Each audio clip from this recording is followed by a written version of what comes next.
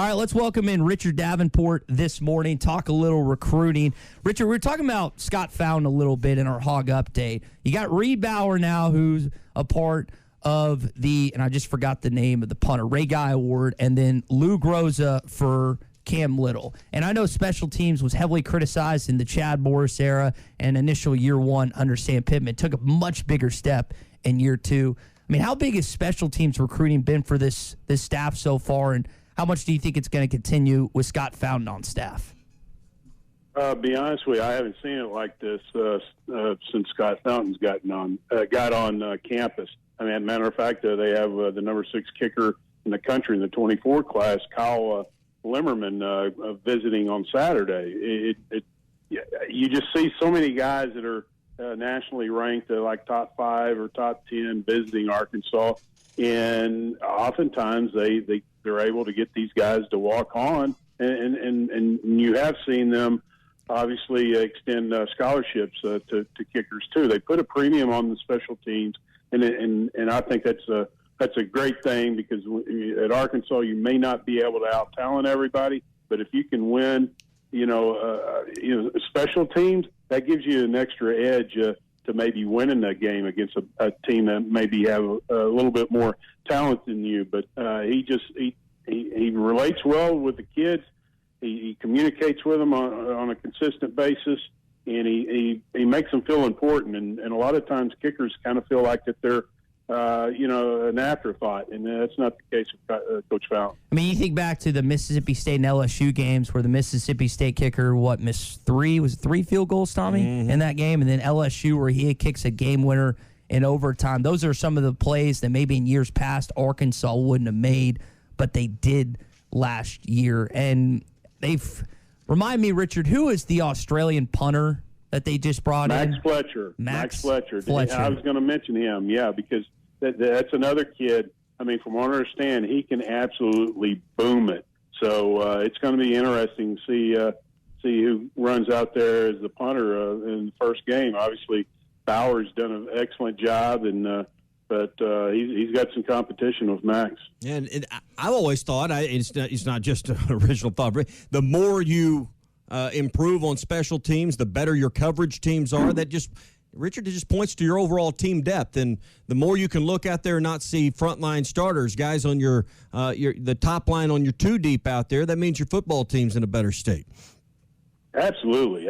Competition, that's something that maybe – You haven't seen at Arkansas on a consistent basis in quite some time, and to even have it on special teams. I mean, that's truly an impressive feat, because again, a lot of guys are usually, if they see a guy having success at a team, whether kicker, punter, or whatever, usually those prospects at those particular 2 kicking positions will kind of say, well, that guy seems to have it locked in. I'll go elsewhere. But Scott Fountain's able to get guys to still come visit and still commit and be Razorbacks, even though one of the best kickers in the country is on campus right now.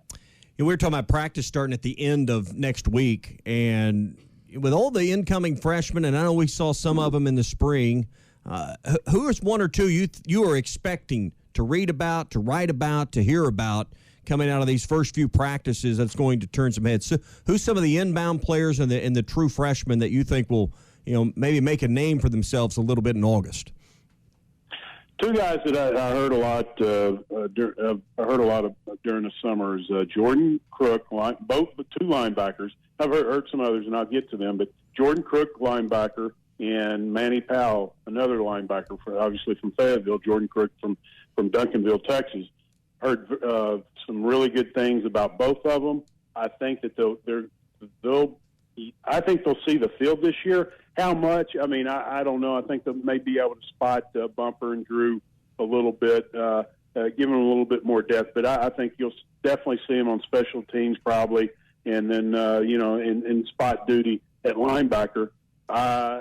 I tell you, Marion Harris, even though he's a freshman offensive lineman, very few times do I ever, and I don't think I think I've said this many times, you just don't count on a freshman on the offensive line to contribute. I think he could contribute this year. Especially, I could see him being in some short yardage situations, maybe being in the backfield.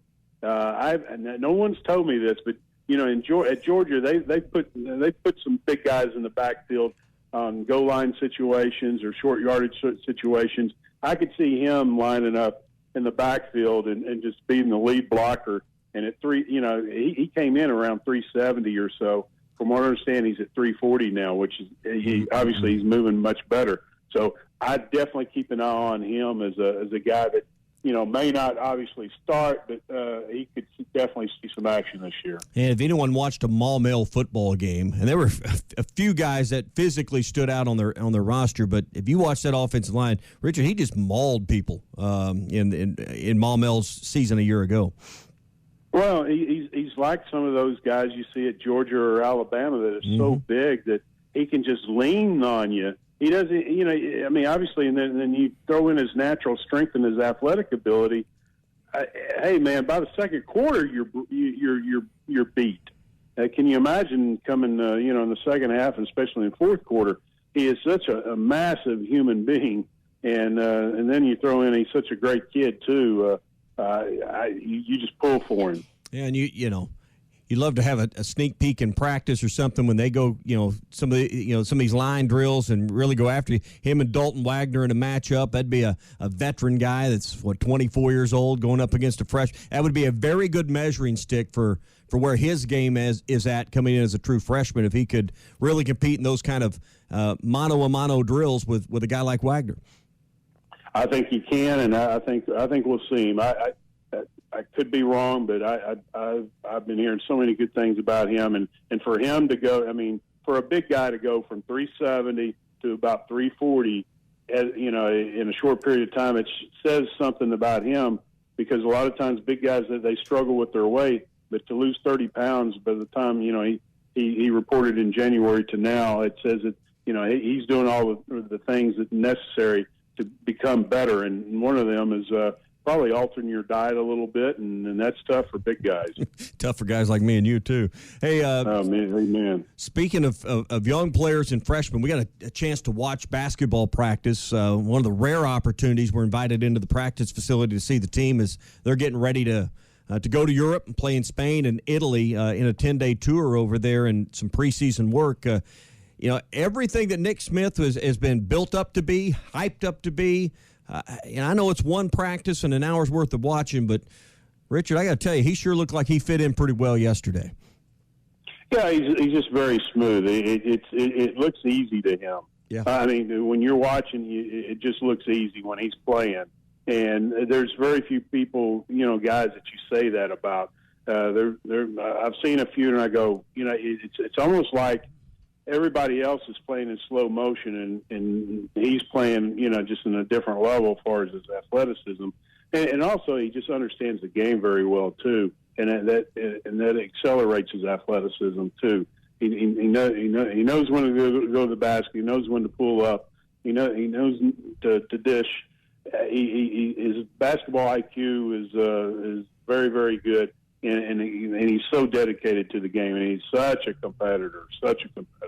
Yeah, I think this could be an interesting team with a good mix of those young freshman players, led by Nick, and then the veteran players. And you don't have a lot of returning players with just two, but I think it's going to be a neat mix, and it'll be interesting to see who kind of makes that first cut of 10, and then come January, who's been that 8 or so player rotation. I know you didn't get to make it up yesterday, but I know you watched the videos and listened to us. What stood out to you about yesterday's sneak peek behind the curtain at Razorback basketball? I think. Did you get? With Muss, do you get the feeling that he's pretty giddy? He's just like, he's not going to come out and say it. He knows they're pretty good. He knows they're pretty good. Richard. And I just seeing the press conference with him, I was just like, okay, and I think we've known all along that this team has a chance to be pretty special. But all the pieces are there, and it'd be interesting if he goes beyond the 7 or 8. History says he won't. but it'd be interesting to see if he does, because he has so many different pieces that can contribute. And obviously at crunch time, I think that probably last 10, 15 minutes, you're probably going to see the same guys on the floor pretty much. But I think maybe in the first half of a lot of games, you may see a little bit more of a rotation. Could be wrong. I think you're right. I think you'll see 10 players play particularly early in the year, and you may see 8 at a time come conference, but it may be a different kind of set of 8. Partners at BetOnline continue to be the #1 source for all your betting needs and sports info. Find all the latest odds, news, and sports developments, including this year's Wimbledon Finals, Major League Baseball, the latest fighting news, and even next season's early NFL futures. Head to the website or use your mobile device to sign up today to receive your 50% welcome bonus on your first deposit. Just use our promo code BLEAV. That's BLEAV to get the bonus and get into the action. Bet online, where the game starts.